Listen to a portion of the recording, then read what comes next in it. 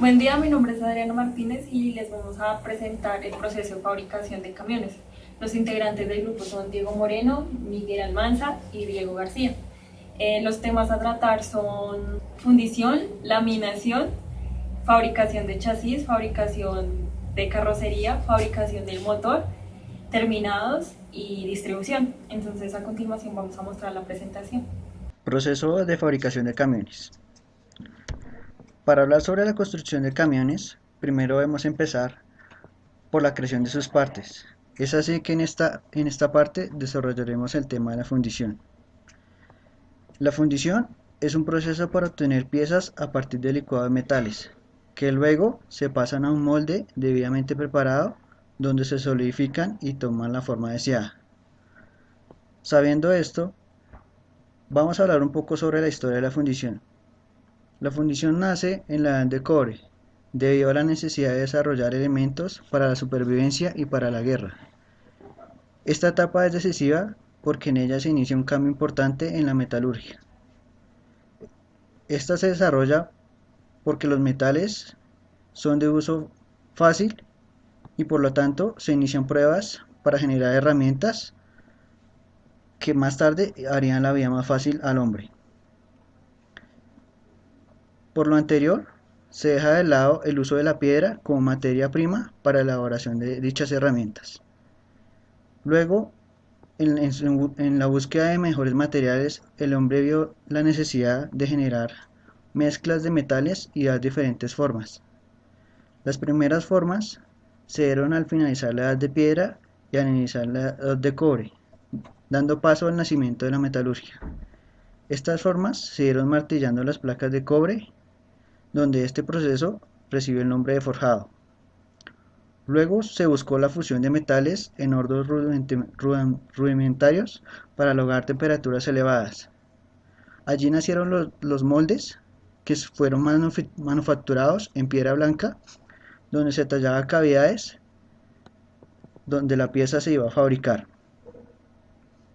Ya con el descubrimiento de la fusión de metales para armas, utensilios y algunas otras cosas, en las poblaciones ya se dio el inicio de los procesos metalúrgicos, con objetos y aleaciones de cobre, estaño, aluminio, oro y plata.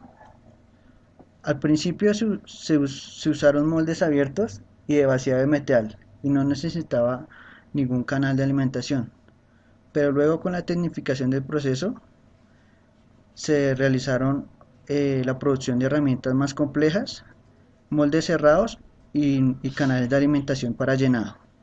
Es así que hasta el día de hoy hay procesos automatizados donde se puede verificar la temperatura del metal antes y después de ingresar al molde, además de mejorar el desarrollo de piezas con mayores propiedades y diferentes características. A continuación vamos a hablar sobre el proceso de fundición, el cual está dividido en 10 pasos. El primero es el diseño de los moldes de las piezas y sus partes internas. El segundo es el diseño del molde. El tercero es la preparación de los materiales para los modelos y moldes. Cuarto es la fabricación de los modelos y moldes. Quinto, el colado de metal fundido. Sexto, enfriamiento de los moldes. Séptimo, extracción de las piezas fundidas. Octavo, limpieza de las piezas fundidas. Noveno, terminado de las piezas. Y décimo, recuperación de los materiales del molde. Vamos a hablar de algunos de ellos. Vamos a hablar del diseño del modelo. El modelo es la pieza que se requiere para reproducir en el proceso de fundición, por lo que se debe considerar ciertos parámetros de diseño, como lo son la contracción del material al solidificarse. Es por eso que en el diseño se debe tener en cuenta que se debe hacer el molde ligeramente más grande para que no ocurra esto. También se debe tener en cuenta que las superficies tengan ángulos correctos para el desmolde, ya que se puede dañar la pieza al sacarla de dicho molde. Por lo general, dichos diseños se realizan utilizando un software CAD y también se hacen realizando simulaciones por elementos finitos con el fin de estimar las fuerzas aplicadas de expansión y contracción.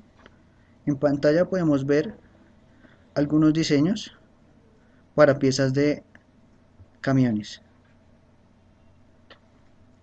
La siguiente parte es la fabricación del molde. Utilizando los diseños de la parte de modelamiento vista anteriormente, dependiendo del material y la aplicación, se debe crear el molde en materiales metálicos, ya sea yeso, cerámica o arena. En las partes de fabricación de camiones se suele utilizar moldes metálicos, ya que lo que se hace es producir piezas en masa y por lotes. Dichos moldes se construyen por medio de CNC y otros procesos como corte por láser e impresión 3D. Aquí podemos ver el diseño de moldes para algunas piezas de automóviles. Pasamos a la siguiente parte, el moldeo y colado del metal fundido. En esta operación, luego de tener el molde, se procede a usar la aleación de metal e ingresarla en un molde.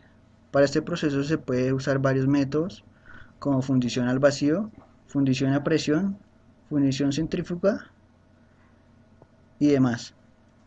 Ya en la parte de construcción de camiones, generalmente se utilizan procesos de fundición de presión, matriz y centrífuga. Hay que tener en cuenta que en esta etapa se prepara el metal con una composición y temperatura adecuada, ya que cuando el metal es calentado, este cambia a estado líquido y se vierte directamente en la cavidad del molde por medio de una colada. La siguiente parte hablamos sobre la limpieza y terminado de la pieza. Entonces, una vez que la pieza se ha enfriado y solidificado, se procede a una extracción y allí se retiran todos los conductos de alimentación, además de los restos del material. Dependiendo de cada pieza, se debe realizar un proceso de mecanizado y tratamiento térmico. En pantalla podemos ver donde un operario lima una pieza y donde una máquina realiza un terminado concreto a una pieza. Cabe resaltar que hay que limpiar, cada vez que se realiza el proceso se debe limpiar el molde para continuar la línea de producción. Bueno, ahora vamos a hablar sobre los tipos de fundiciones. Vamos a hablar sobre la fundición tradicional o en arena. Este proceso se realiza en arena por ser un material refractario que mantiene sus propiedades en altas temperaturas, además de ser muy abundante en la naturaleza. La arena en este caso se mezcla con arcilla para adquirir cohesión y maleabilidad, sin perder la permeabilidad que posibilita evacuar los gases del molde al tiempo que se vierte el metal fundido. Es así que la fundición en arena consiste en colar un metal, típicamente aleaciones de acero, bronce, latón y otros, donde el metal en el molde de arena se deja solidificar y posteriormente se rompe para extraer esa pieza. Casi todas las aleaciones pueden fundirse en arena, de hecho es uno de los pocos procesos que pueden usarse para materiales en altas temperaturas de fusión. Su versatilidad le permite fundir partes muy pequeñas o muy grandes. En pantalla podemos ver cómo el metal es ingresado con una cuchara de vaciado, llegando a una colada donde hay un intercambio térmico con el ambiente, llega hacia la parte de adentro, que por lo general de poliestileno, donde se tiene un molde hueco. Allí ingresa el metal caliente y toma la forma de dicho molde. Luego, cuando se enfría, hay que romper el molde de arena y sacar la pieza y proceder a la parte de limpiado. El siguiente tipo es la fundición en coquilla. La coquilla es una matriz de fundición en el molde metálico. Bueno, este proceso se obtiene colocando el metal fundido en dicha coquilla y de esta forma se obtienen piezas constituidas por una capa periférica dura y resistente, donde se obtienen buenos resultados y mayor durabilidad. Hay que tener en cuenta que para este proceso se debe tener en cuenta la velocidad de enfriamiento, pues cada metal posee una relación térmica diferente. En esta forma de fundición se posee dos grandes ventajas. La primera es el ahorro, pues utiliza un molde de acero permanente, que ya dijimos y se llama coquilla. que es de mayor durabilidad, rapidez y tiene posibilidades de repetición. Además, las piezas resultantes en este proceso cuentan con gran resistencia y un acabado superficial muy bueno. En pantalla vemos cómo se ingresa metal líquido a la coquilla metálica para realizar moldes, para realizar piezas eh, en diferentes aleaciones de metal. La siguiente es la fundición hueca. Es un sistema de producción de piezas metálicas sin corazones fijos y consiste en vaciar metal líquido en un molde que es volteado cuando se empieza a solidificar. Dicho metal que no se ha solidificado sale del molde para utilizarse en otra pieza y este metal forma las partes de la pieza que son resultantes. Como vemos en la imagen, el molde hace parte de la mitad de dicha pieza. Lo que se hace es rellenar dicha parte con metal, ingresarla a un molde, en este caso de arena, para luego voltearla y obtener parte de la pieza.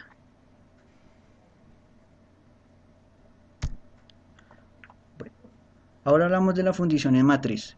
Es un proceso en el cual el metal líquido es forzado a entrar a presión en un molde metálico a presiones de alrededor de 10.3 a 14 megapascales.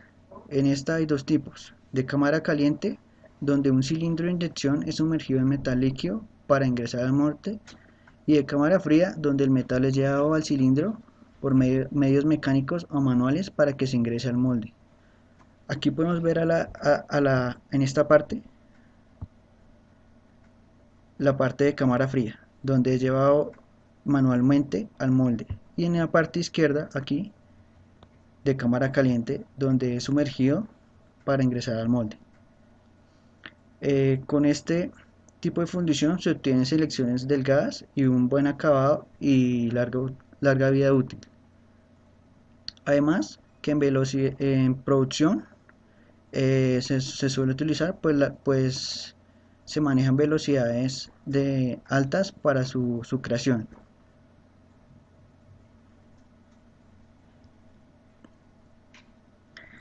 El siguiente es la fundición de baja presión. En ella se utiliza un molde metálico que está montado sobre un horno de inducción, como podemos ver en esta imagen. El horno está sellado y se le inyecta gas comprimido,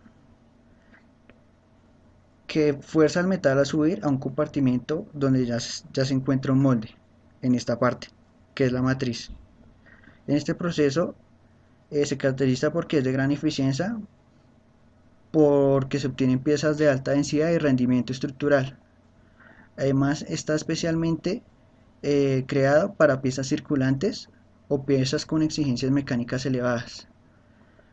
Además se permiten tratamientos térmicos para validar propiedades mecánicas y se suele utilizar para hacer lotes de alrededor de 200 unidades y piezas de alrededor de 2 a 20 kilogramos. En este ejemplo podemos ver la fabricación de un molde para las rines de camiones.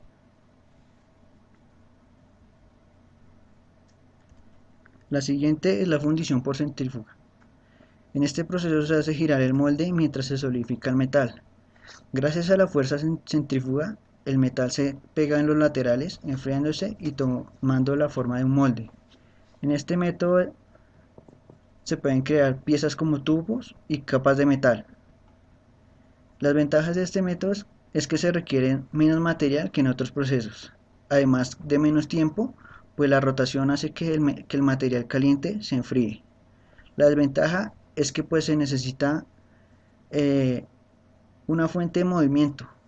En este caso se deben usar motores, lo cual incurre en un gasto adicional. También se debe realizar un pulido y limpieza en la parte interior de dichas piezas. En este caso, en pantalla podemos ver cómo el metal caliente ingresa al molde y este se le genera una rotación para tomar forma. Igualmente en esta parte hay una mesa giratoria donde al ingresar el metal caliente llega a los moldes y el giro hace que la mezcla se enfríe y vaya tomando la forma. Ahora que hablamos sobre los tipos de fundición, vamos a hablar sobre los tipos de moldes. Los moldes desechables. En pantalla podemos ver los moldes desechables. La mayoría son hechos en arena y cerámica. Cerámica, yeso, arena y madera.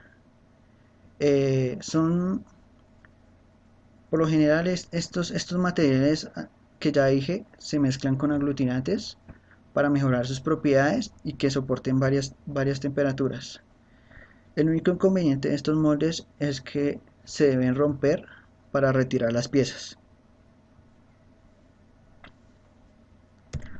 Ahora los moldes permanentes. Los moldes permanentes se fabrican con metales que mantienen su resistencia de temperaturas elevadas. Se usan más de una vez, por lo que se debe retirar fácilmente. Son mejores conductores de calor y no son desechables.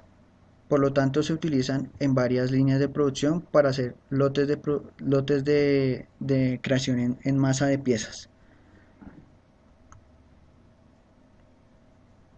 Como vemos en pantalla, acá vemos unos moldes ya. La mayoría de los moldes permanentes son hechos en aleaciones de metal y antes de ingresar el metal caliente deben ser puestos a unas condiciones especiales de temperatura para que no haya problemas al ingresar dicho material en las cavidades. Aquí hay unos ejemplos de moldes permanentes. Entonces acá vemos un modelo de espuma de poliestileno para un bloque de motor de 4 cilindros. Al mismo tiempo que aquí en esta parte vemos un molde para una parte de un intercambiador de calor.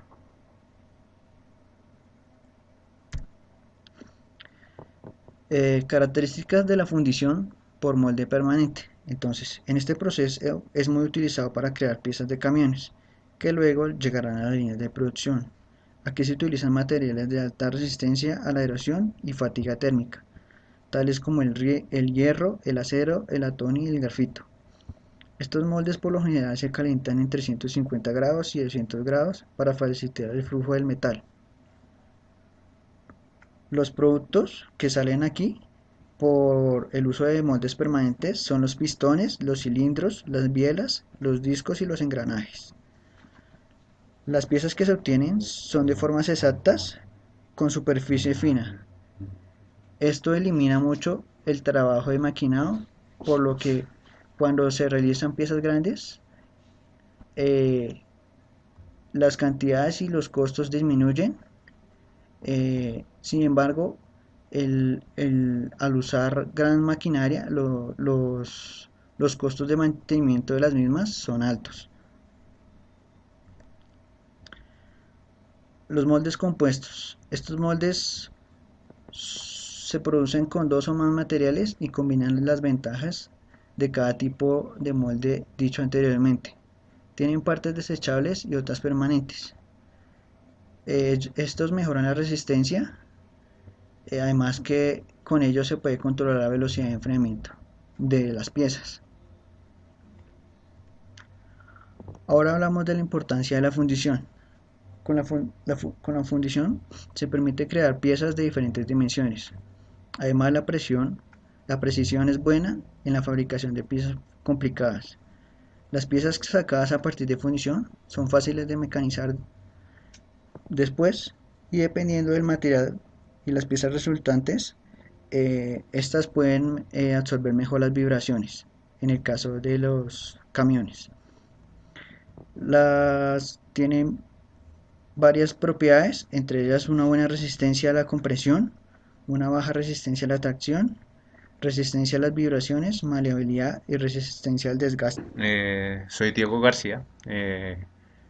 Como vemos acá en imagen, es el proceso mediante el cual se logra revestir de distintos materiales una carrocería en un proceso, en una línea de proceso, y estas pueden variar dependiendo del producto final que se quiera, porque digamos hay carrocerías que varían entre ellas y son muy distintas. Entonces tenemos como ejemplo revestimiento de pisos, paneles interiores o exteriores, entre otros.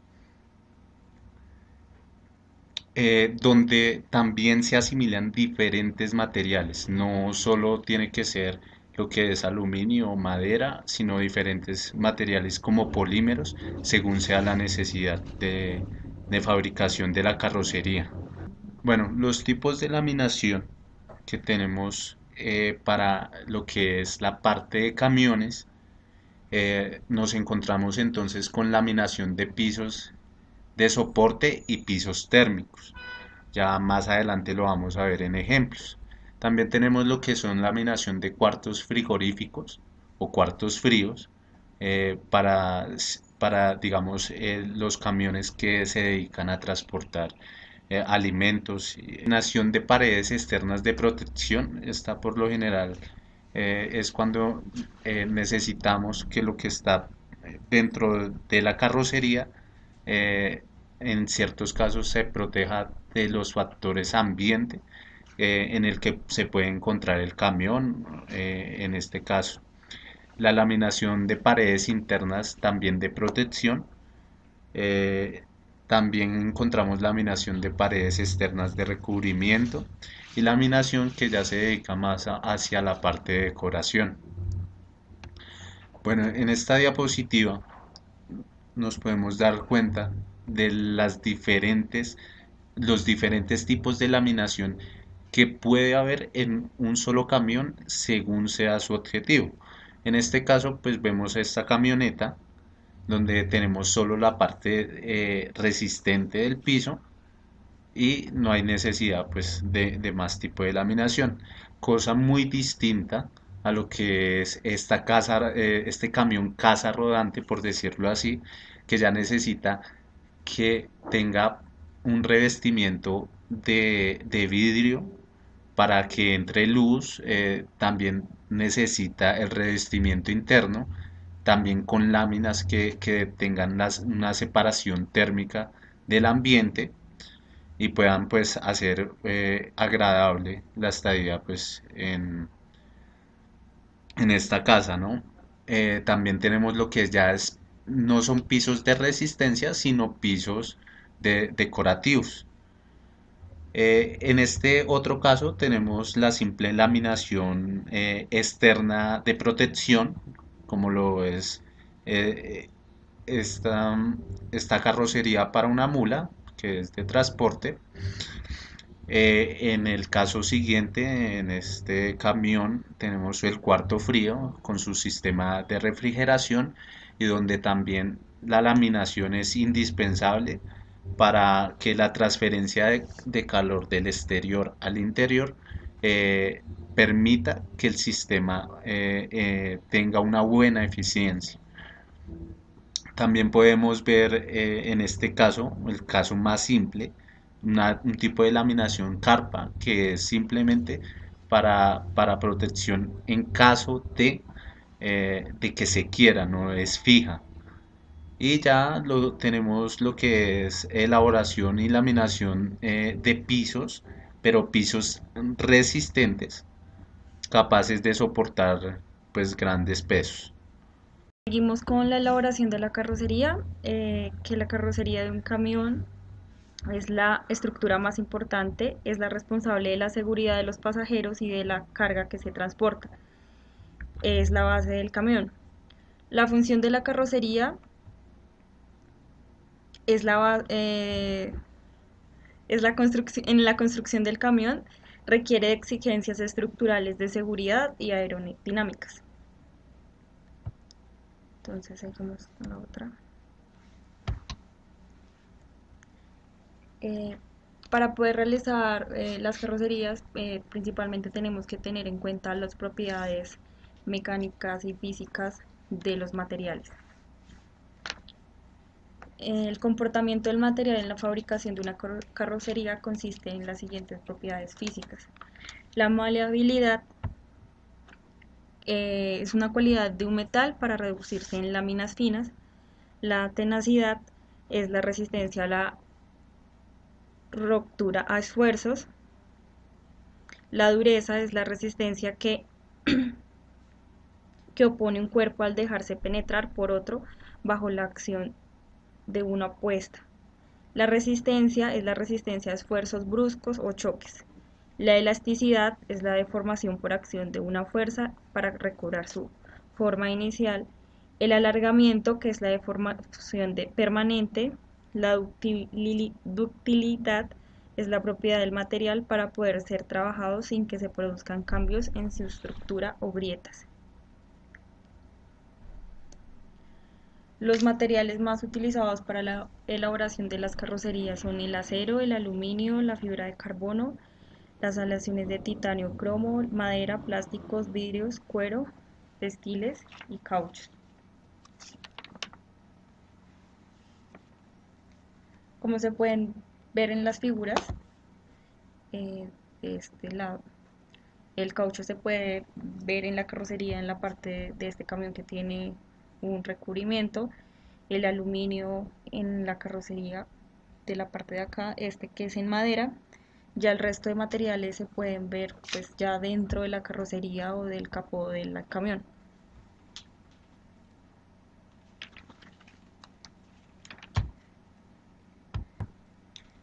Bueno, en la fabricación de las carrocerías se utilizan diversos aceros, es como el principal material que utilizan para hacer las carrocerías y las cabinas de los camiones.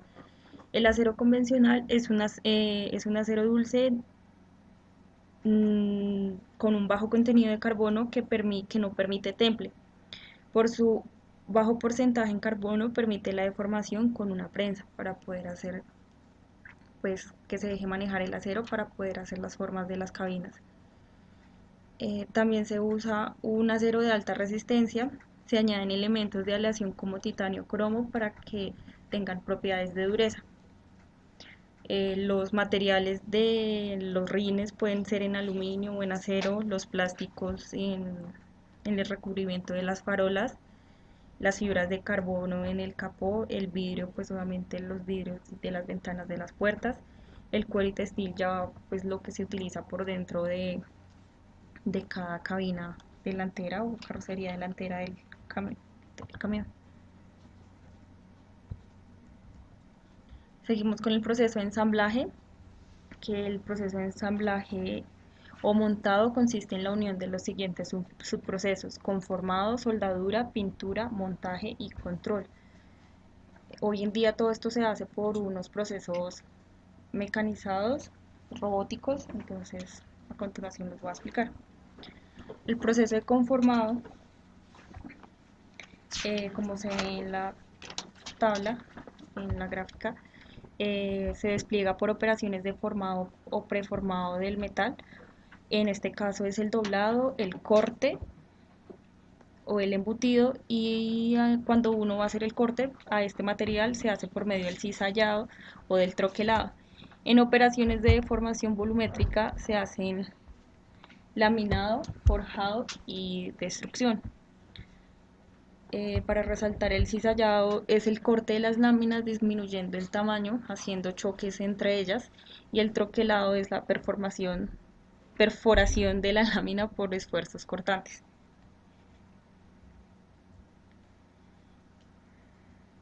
El proceso de conformado está contenido por proceso de laminado, que anteriormente mi compañero ya lo explicó, pero para hacer como una breve descripción, se reduce el espesor de una pieza larga a través de la figura de compresión ejercida por un juego de rodillos. En esta imagen de acá se puede observar cómo por medio de estos dos rodillos una lámina con un diámetro determinado pues pasa a través de ella y queda con un espesor más delgado. El proceso de embutido, que es muy importante ya que este le da como la forma a las láminas, de de la carrocería externa la cabina interna es como la curvatura o de pronto un relieve que quiera que salga más, entonces se hace por medio de este proceso embutido.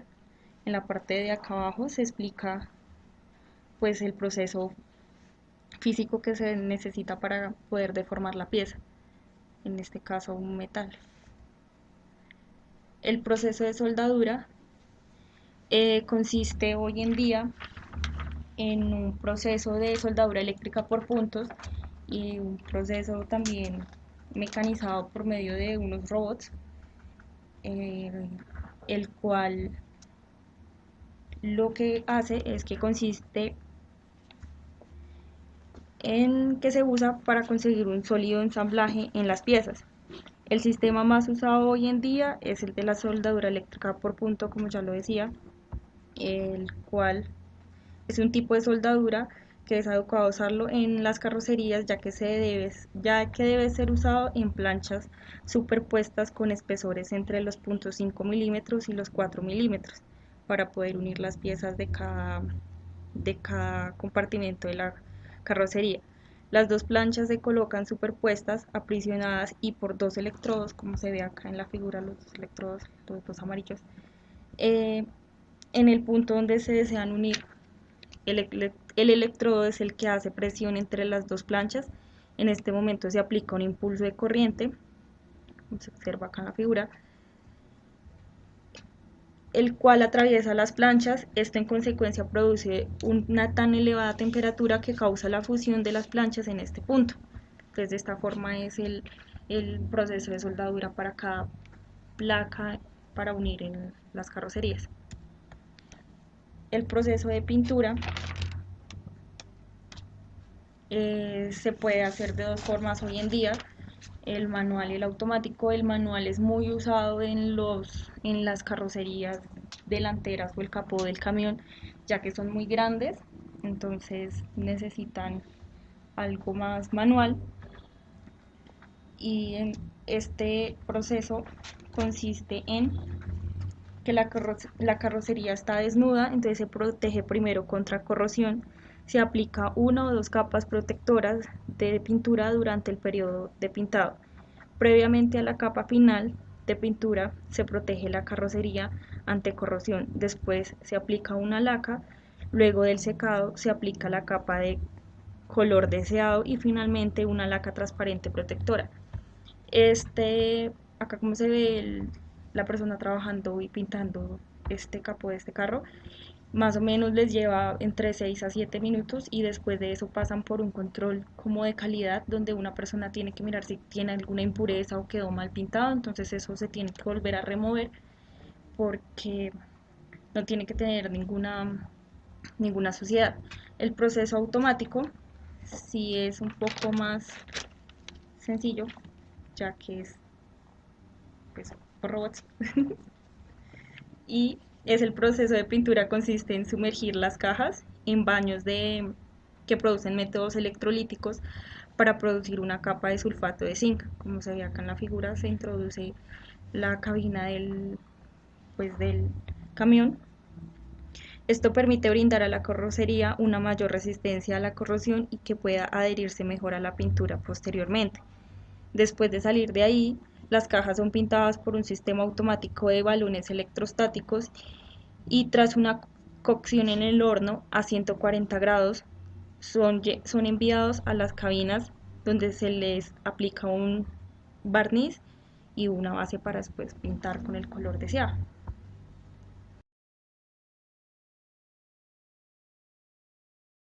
Después de que tengamos los procesos anteriores dichos, entonces se tiene que hacer el montaje con el chasis, con el motor, con la transmisión, los ejes, el ensamblaje delantero ya con la cabina que uno tiene, pues se le colocan los faros, la bocina, todos los accesorios que lleva por dentro, el tablero de mando. Apenas tenga uno la cabina es lo primero que se pone, ya que toda la parte eléctrica y electrónica pues tiene que quedar muy bien montada.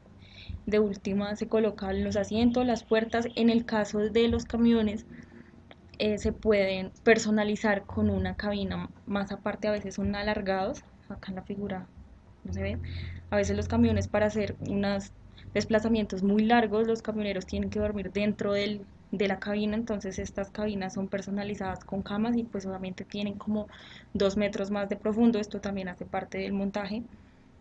Y pues como se ven las figuras acá, están ensamblando y montando las partes. Tienen dos tipos de carrocerías, la carrocería delantera, que es toda la parte como pues que la hace rodar, y la carrocería trasera, que es donde lleva su carga, que es así, es más estática y va desanclada a esta parte. Entonces los tipos de carrocerías traseras, tenemos por carga de tipo seco, tenemos el camión, el remolque articulado, que son dos remolques unidos. Para líquidos, gases y químicos tenemos un tanque o cisterna, también llamado. Para graneles es destaca, estos están hechos de madera. También hay de graneles que están refrigerados o con tolva.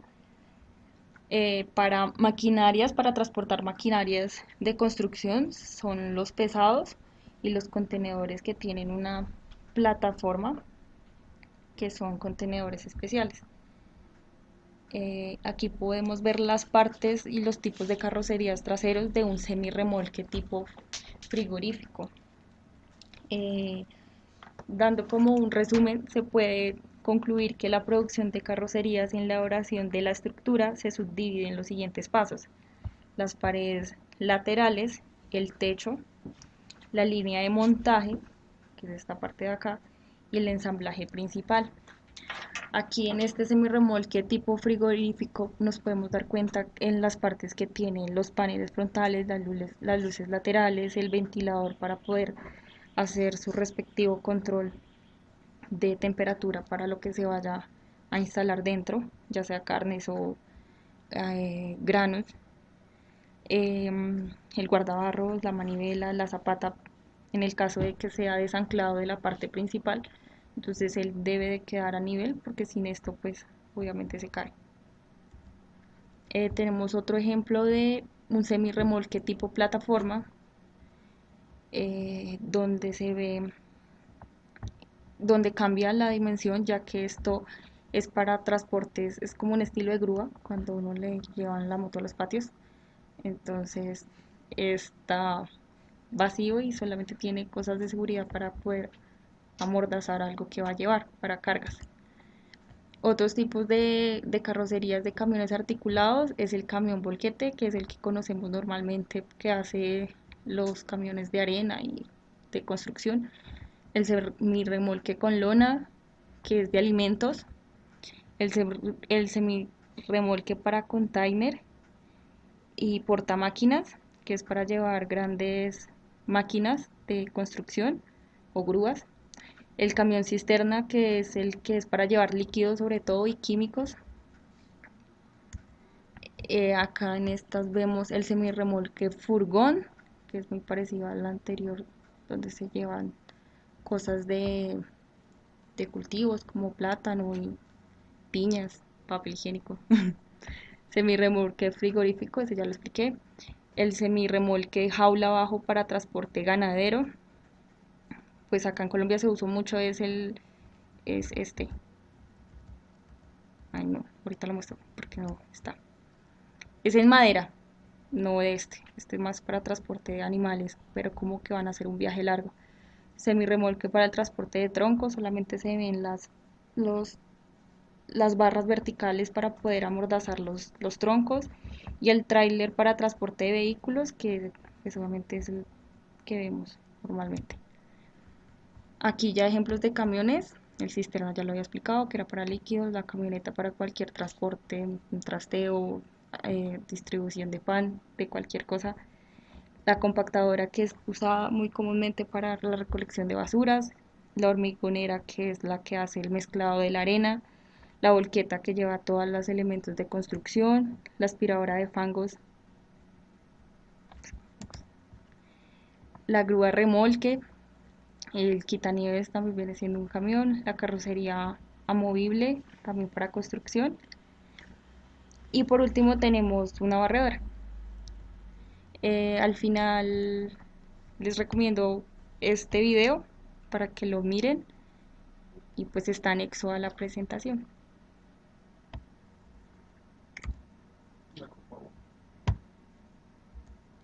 Bueno, la elaboración del chasis. El chasis, pues, es la estructura básica, por decirlo así, la columna vertebral en el cual se va a sostener la cabina, el motor, la transmisión del camión. Y esta estructura por lo general varía entre los diferentes fabricantes, pero dentro de la misma empresa se consolida como una base genérica en la cual se construyen las diferentes versiones de carrocerías de camiones y adaptación de carrocerías que ya vimos. Entonces, por lo general, siempre se tiene como la misma carrocería y sobre ella se varían el tipo de camión que se quiere. Bueno, entonces la construcción consta de dos rieles que se entrecruzan con la unión de ejes frontales y traseros. Entonces, acá tenemos los largueros, que por lo general son de 7 a 13 metros.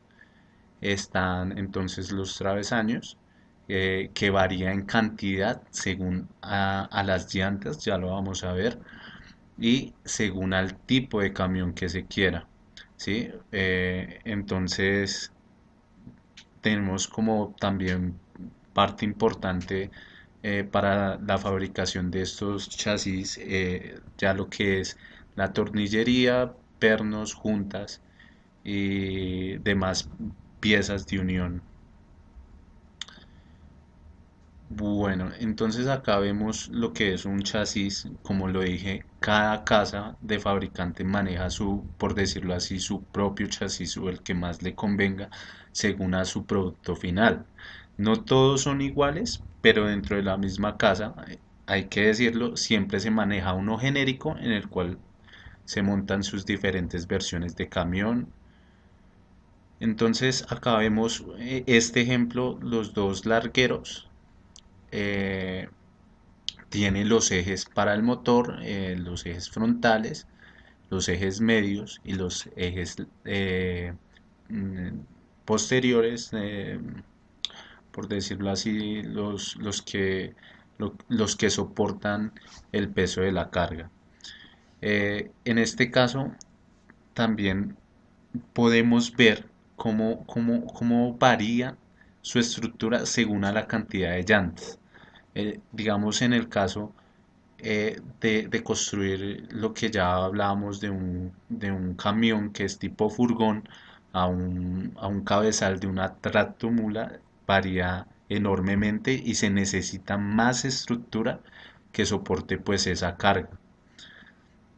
Digamos acá, ya después de que se tiene el chasis como tal, la estructura como tal, ya cada casa de fabricantes de camiones eligen la forma más adecuada para ellos de empezar a montar algo fundamental, que es el eje de transmisión, el motor y la carrocería en este caso. Y recordemos que también dentro de este chasis va a ir toda la línea de ductos neumáticos, de accionamiento, de frenos y de cableado para el control del mismo camión.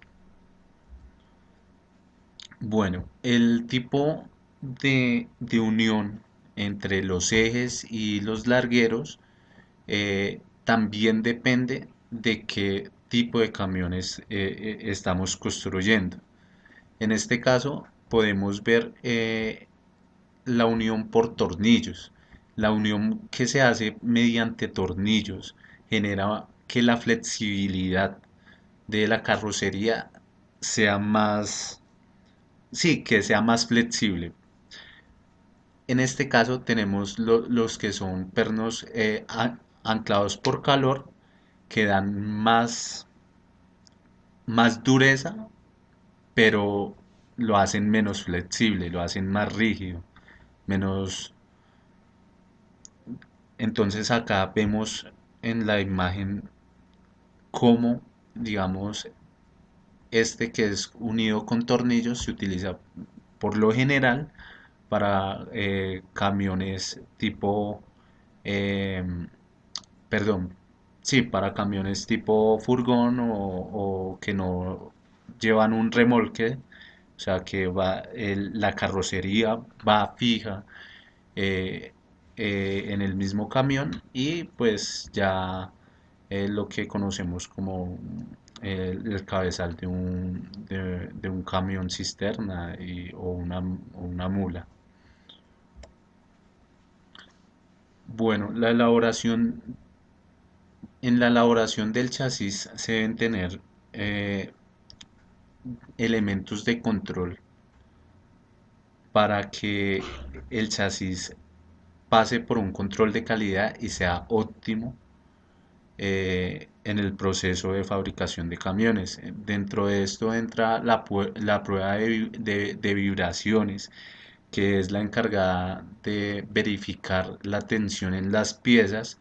Esto por lo general se hace con sensores que llevan datos a computadoras y estos datos son extrapolados para ver qué capacidad de tensión y de juntas, en las juntas puede soportar el chasis. Eh, Tenemos también, digamos, la evolución que se ha ido dando eh, por la seguridad del conductor. Entonces ahora se diseñan chasis que en su diseño, perdón, eh, permiten que cuando hay una colisión, el motor o dependiendo del tipo de colisión, si es lateral o frontal, el motor se incruste por debajo de la cabina, permitiendo que pues el conductor no sufra una muerte súbita o lesiones muy graves. Bueno, parte del chasis y que es fundamental son las llantas. Las llantas de camión hoy están, por decirlo así, muy desarrolladas, hay grandes avances y hoy contamos, digamos, como en esta imagen, llantas que van hasta los 4 metros y hacen parte de camiones de carga que pesan más de 200 toneladas para trabajo arduo, como ruedas que ya son anchas y permiten una estabilidad que cuando se pinchan, estas no salen a volar ni le dan mala estabilidad, sino permiten que el camión eh, dentro de su trayectoria no se pierda. Dentro de estas, eh, dentro de las llantas hay factores como la dimensión, el espesor, el material y, y el grosor.